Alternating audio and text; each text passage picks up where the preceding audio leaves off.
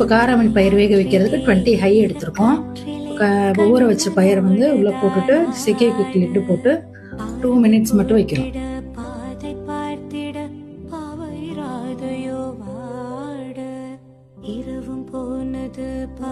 Cook ஆயிடுச்சு. Stove off பண்ணிட்டு open பண்ணி பார்க்கலாம். நல்லா வெந்துடுச்சு.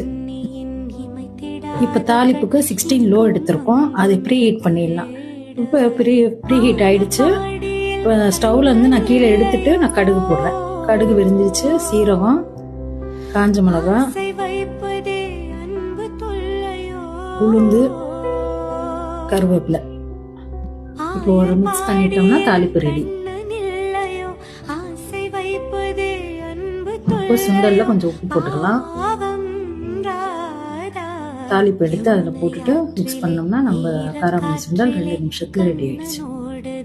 ஒரு டிராப் ஆயில் இல்லாமல் இப்போ நம்மளோட ஹெல்த்தியான சுண்டல் ரெடி ஆயிடுச்சு.